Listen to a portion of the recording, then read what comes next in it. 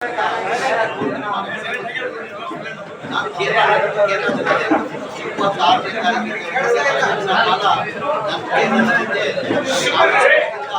Star campaigner ಆಗಿ ನನಗೆ 10 district incharge ಕೊಟ್ಟಿದ್ರು. 10 ಡಿಸ್ಟ್ರಿಕ್ಟ್ ಇನ್ಚಾರ್ಜ್ ಕೊಟ್ಟರು. ಆ ಹಿನ್ನೆಲೆಯಲ್ಲಿ ನಾನು ಕೇರಳಕ್ಕೆ ನಾನು 5ನೇ ತಾರೀಕು ಬರಬೇಕಂತ ಸಿದ್ದರಾಮಯ್ಯ ಮುಖ್ಯಮಂತ್ರಿ ಸೂಕ್ತ ಮೇಲೆ 5ನೇ ತಾರೀಕು ಬರ್ತೀನಿ ಅಂತ ಹೇಳಿದ್ದೀನಲ್ಲ.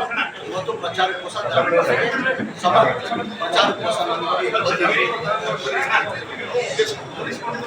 ನೀವು ಮಾಧ್ಯಮದಲ್ಲಿ ಸೃಷ್ಟಿ ಮಾಡಿದ್ರೆ ನಾನು ಯಾವತ್ತೂ ನನ್ನ ಮಾಧ್ಯಮದಲ್ಲಿರೋ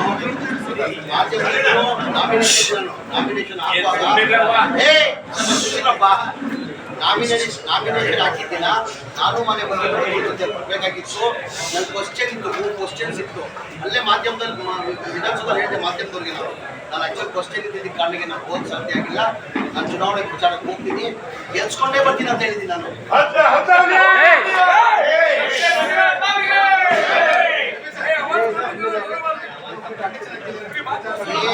ಏನೇನು ಕಂಡೀಷನ್ ಹಾಕಿಲ್ಲ. ಏನಾಯ್ತದ್ದು ಈ ಗೊಂದಲ ಎಲ್ಲಿಂದ ಸೃಷ್ಟಿ ಆಗ್ತಿದ್ರೆ, ನಾನು ಒಂದ್ಸತಿ ದಾವಣಗೆರೆ ಬಂದೆ. ಹುಬ್ಳಿಯಿಂದ ಬೈರೋಡ್ ದಾವಣಗೆರೆ ಹೋಗ್ತಾ ಇದ್ದೆ. ನಮ್ಮ ಅಧ್ಯಕ್ಷರ ಮನೆಗೆ ಊಟಕ್ಕೆ ಕರೆದಿದ್ರು. ಊಟಕ್ಕೆ ಕರೆಯುವಾಗ ಒಂದು 400 ಜನ ಸೇರಿದ್ರು, ಎಲ್ಲ ಸಮಾಜ ಸೇರಿದ್ರು. ಅವ್ರು ಕೇಳಿದ್ರು ಟಿಕೆಟ್, ಸರ್ ಈ ಬಾರಿ ದಯಮಾಡಿ ಹಿಂಗಾಗಿ ಟಿಕೆಟ್ ಕೊಡಿಸಿದ್ರು. ಆಯ್ತಪ್ಪ ನೀವು ಕೊಡಿ, ನಾನು ಹೋಗಿ ಹೈಕಮಾಂಡ್ ಹಿಡಿದಿ.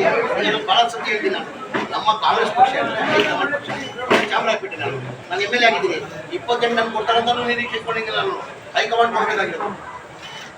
ಹೈಕಮಾಂಡ್ 224 ಕ್ಷೇತ್ರ, ಮಲ್ಲಿಕಾರ್ಜುನ ಖರ್ಗೆ ಅವ್ರ ಕ್ಷೇತ್ರ, ರಾಹುಲ್ ಗಾಂಧಿ ಅವ್ರ ಕ್ಷೇತ್ರ, ಪ್ರಿಯಾಂಕಾ ಗಾಂಧಿ ಅವ್ರ ಕ್ಷೇತ್ರ. ಅವ್ರು ಯಾರು ನನಗೂ ಟಿಕೆಟ್ ಕೊಡ್ಬೋದು, ಕೊಡಲೇ ಇರ್ಬೋದು. ಹೈಕಮಾಂಡ್ ಬಿಟ್ಟಿದ್ದಾರೆ. ಹೈಕಮಾಂಡ್ ಬಿಟ್ಟಿದ್ದಾರೆ.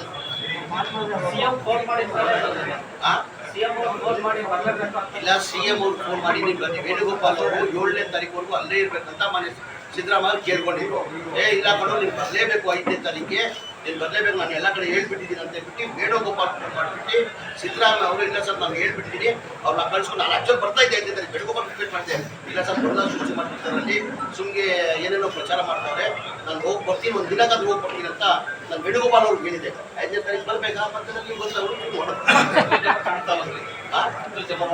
ಅವ್ರು ಗೆದ್ದು ಸುತ್ತಾನೆ. ನಾನು ಇವತ್ತೇನು ಎಲ್ಲ ಇದ್ದ ಇಲ್ಲೇ ಬಂದಿದ್ದೆ, ನನ್ನ ಜೊತೆ ಇಲ್ಲ, ನನ್ನ ಜೊತೆ ಕರ್ಕೊಂಡು ಹೋಗಿದ್ದು ಕೇಳಿದ್ರೆ ಸರಿ.